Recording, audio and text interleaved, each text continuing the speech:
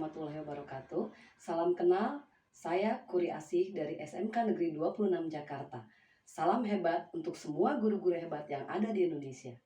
Tingkat keberhasilan sebuah sekolah menengah kejuruan atau SMK di dalam mendidik siswanya dilihat dari tingginya angka keterserapan atau kebekerjaan lulusan SMK tersebut. Karena roh SMK adalah bekerja. Berbagai upaya dari pihak sekolah atau SMK juga sudah dilakukan untuk menaikkan angka keterserapan tamatannya di Dudika.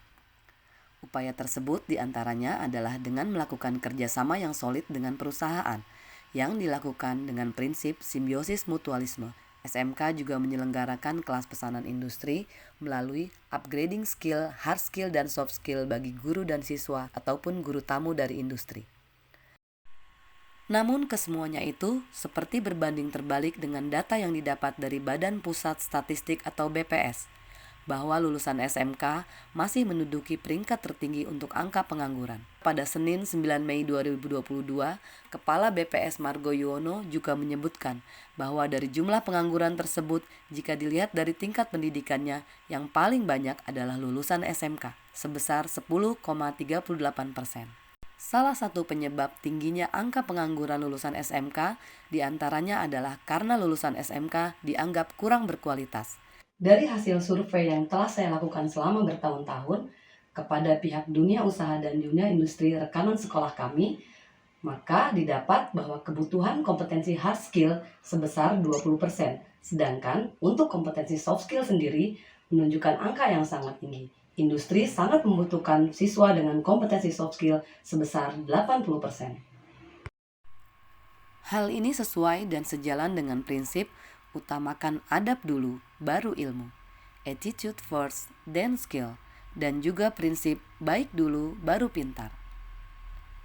Sehingga hal ini memacu saya sebagai guru, wali kelas, sebagai staf humas dan kemitraan, serta sebagai pengurus Bursa Kerja Khusus atau BKK untuk terus berusaha memenuhi tuntutan pasar di dunia kerja dengan mengisi kebutuhan kompetensi soft skill siswa.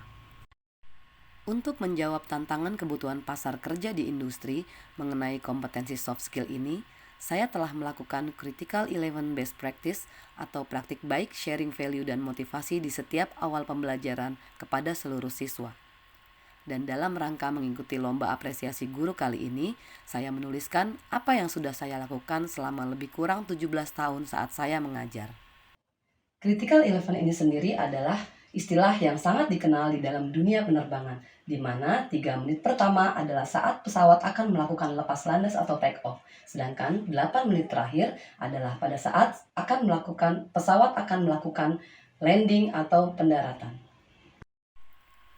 Tetapi dalam best practice atau praktik baik yang saya lakukan sehari-hari di dalam kelas, justru Critical 11 bagi saya adalah 11 menit pertama saat kita masuk ke dalam kelas dan mulai melakukan pembelajaran. Karena ini adalah saat-saat genting di mana kita melakukan komunikasi yang paling intens dengan siswa untuk menguasai kelas, menguasai hati dan pikiran mereka sebelum mereka bersiap menerima pelajaran.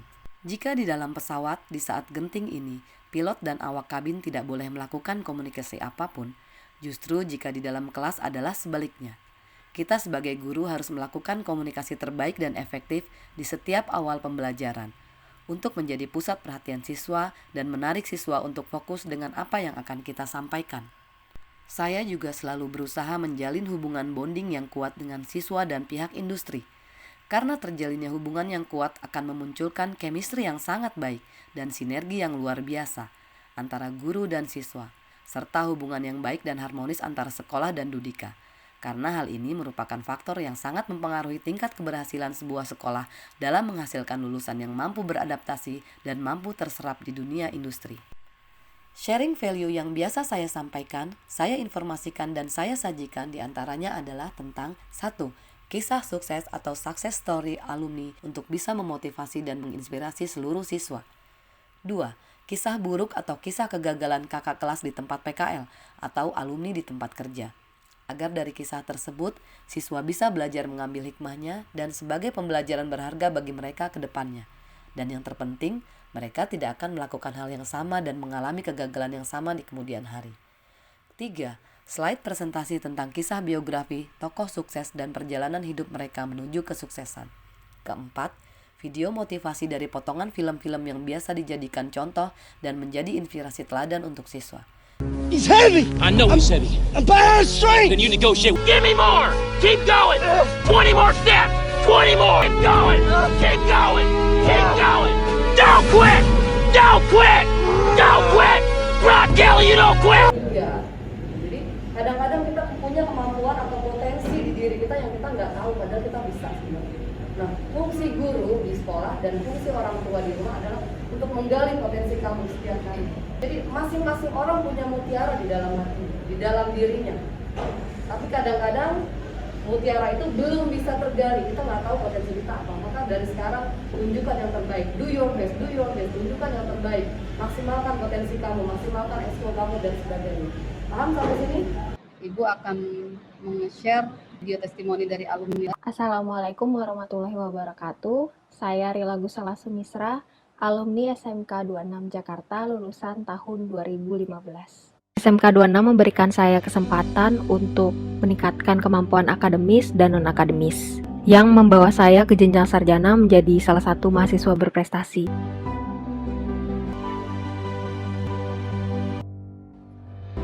Terus belajar dan upaya memaksimalkan potensi yang ada di diri kalian. Anata no chance wo sukute kudasai. Jinsei wa kikai desu.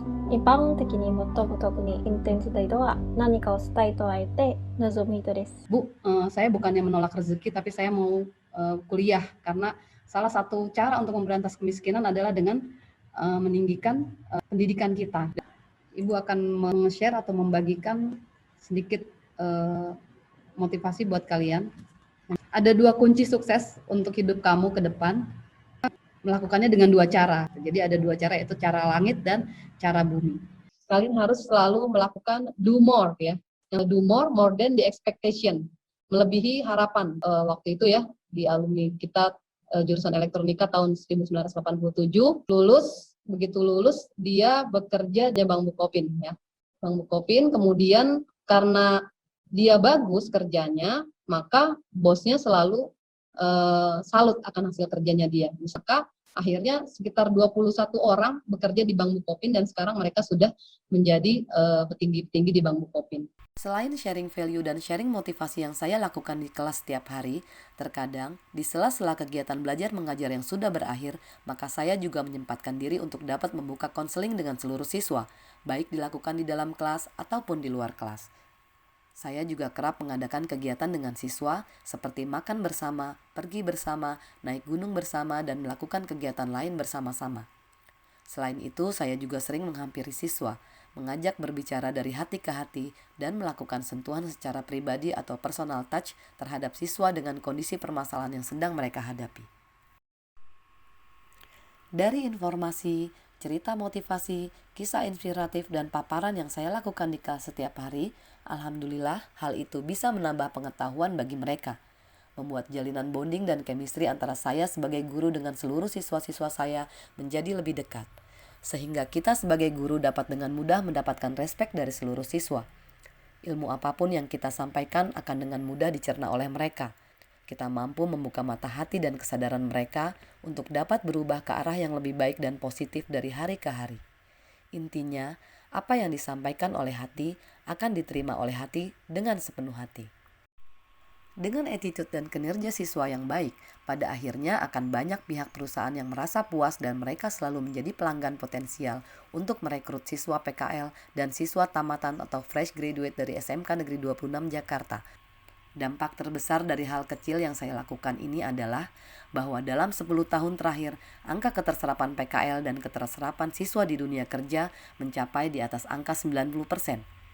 Keberhasilan lainnya adalah di saat pandemi COVID-19 selama 2 tahun terakhir, jurusan SIJA tetap dapat mencapai angka keterserapan 100%, baik dalam hal perekrutan PKL siswa dan dalam hal angka kebekerjaan atau keterserapan tamatan di dunia kerja.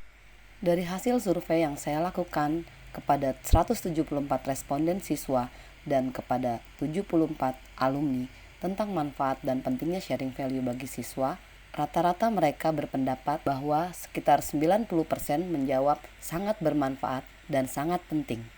Maka dengan ini, saya akan terus menjalankan best practice atau praktik baik tentang sharing value ini. Semoga hal sederhana yang saya lakukan di dalam praktik baik yang saya lakukan selama ini dapat menginspirasi Bapak dan Ibu guru semua. Salam hebat untuk semua guru-guru hebat di seluruh Indonesia. Salam sehat dan sukses selalu. SMK bisa, SMK hebat, SMK bisa.